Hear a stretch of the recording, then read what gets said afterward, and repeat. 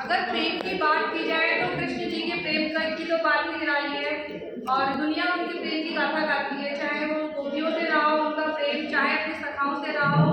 और कृष्ण सुदामा के प्रेम की कहानी, उनकी दोस्ती की प्रेम की कहानी तो मिसाल है, सभी लोग उसकी मिसाल देते हैं कि दोस्त हो तो ऐसा हो और दोस्ती में प्रेम हो तो कृष्ण और सुदामा के जैसे ही हो। तो ये कहानी हमारे कृष्ण और सुदामा के प्रेम की है कि बाल बचपन में किस तरह से अपने दोस्तों की मदद किया करते थे। तो यहाँ पर एक कहानी आती है, जब कृष्ण और सुदामा जंगल में गए थे, उनकी जो गुरु माता थी उन्होंने उन्हें कहते हैं, पहले आश्रम में व्यवस्था होती थी कि लकड़ी लेने के लिए ही और सारा जो कार्य होता था बच्चों में श्रम बांट दिया जाता था और वो उसी हिसाब से कार्य करते। तो कृष्ण और सुदामा को मिला कि वो जंगल से लकड़ी लेकर आएंगे। तो वो भोजन के लिए लकड़ी लेने जाते हैं तो वहाँ तूफान आ जाता है, बारिश हो जाती है और वो एक पेड़ पे चढ़कर बैठ जाते हैं। तो उनकी जो गुरु माता थी उन्होंने चने दिए थे भोजन में खाने के लिए। तो जब उन्हें भूख लगी दोनों को तो कृष्ण जी ने सुदामा जी से पूछा कि भूख लगी है, कुछ है? तो वो बोले, जब सुदामा जी क्या करते हैं, चने छुपा लेते हैं, उन्हें ज़्यादा भूख लगती है, वो कहते हैं नहीं चने तो सारे नीचे गिर गए।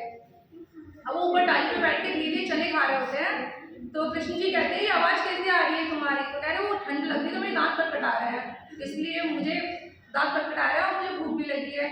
तो कि तुम्हें भूख लगी होगी? कृष्ण जी ने प्रेम भाव से पूछा कि दोस्त तुम्हें भूख लगी होगी? तो उन्होंने कहा हाँ भूख तो लगी है। तो वो कह रहे पेड़ पे तो कहीं फल भी नहीं दिख रहे हैं, तो अब क्या कर सकते हैं? तो चमत्कार थे, कृष्ण जी अपने हाथ में चने लेके आते हैं और ऊपर सुदामा जी के पास पहुंचाकर कहते हैं कि लो दोस्त ये चने खा लो। तो वो बोलते हैं चने तुम्हारे पास कहाँ से आए? तो बोले तुम्हें तो पता है कि मुझे भूख कम लगती है और जितने गुरु माता देती रहती है मैं इकट्ठे कर लेता हूँ, ये वही चने हैं। तो यह देखकर सुदामा जी की आंखों में आंसू आ जाते हैं। वो कहते हैं मित्र मैंने तुम्हें धोखा दिया है, मैं तुम्हारे दोस्ती के लायक नहीं हूँ और सारे चने तो मैंने खा लिए।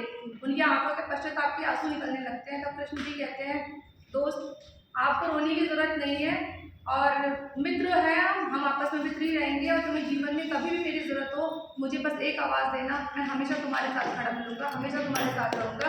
और इसका परिचय उन्होंने आगे भी किया था जब वो बड़े हो गए थे, अब जो मिलने जाते हैं तो उस समय भी उन्होंने अपनी मित्रता का परिचय दिया और उन्हें हर तरह से जैसे संभव उनकी सहायता की।